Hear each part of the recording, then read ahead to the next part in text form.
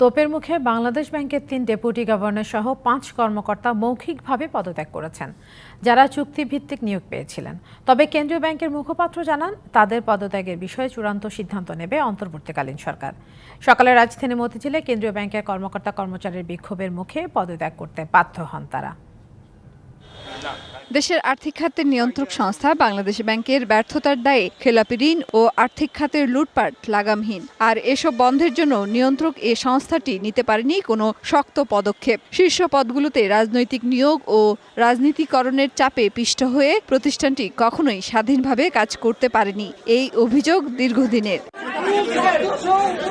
এবার সরকার পতনের পর কেন্দ্রীয় ব্যাংকের কর্মকর্তা কর্মচারীরা বুধবার বিক্ষোভ করে ব্যাংক খাতে অনিয়ম ও দুর্নীতির জন্য শীর্ষ কর্মকর্তাদের দায়ী করে তাদের পদত্যাগের সময় বেঁধে দেন। Governor Abdur Rauf Talukdar, deputy governor Kazi Saidur Rahman, BFIU প্রধান মাসুদ বিশ্বাস, ডেপুটি গভর্নর খুরশিদ আলম, উপদেষ্টা আবু ফারা মোহাম্মদ নাসের, ডেপুটি গভর্নর হাবিবুর রহমান সহ যেসব নির্বাহী পরিচালক অনিয়মে সহায়তা করেছেন তাদের বিরুদ্ধে ব্যবস্থা নেয়ার দাবি জানান বিক্ষোভকারীরা। এ সময় কয়েকজন ডেপুটি গভর্নর বিক্ষোভের মুখে পালিয়ে যান, আবার কাউকে কাউকে নিরাপদে সরিয়ে নেন সেনাবাহিনীর সদস্যরা।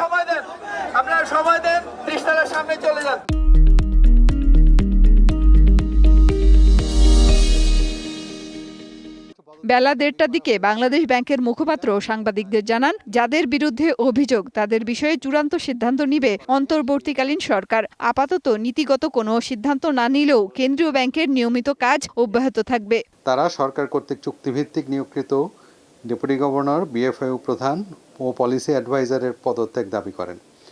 পদত্যাগ ও উত্থাপিত বিষয়গুলো বিদ্যমান আইন অনুযায়ী সরকারের এখতিয়ারভুক্ত হওয়ায় অন্তর্বর্তী সরকার গঠিত হলে তা দ্রুত সময়ে সরকারের বিবেচনার জন্য প্রেরণের সিদ্ধান্ত গ্রহণ করা হয় এবং সরকারের নির্দেশনা মোতাবেক পরবর্তী কার্যক্রম গ্রহণের আশ্বাস প্রদান করা হয়।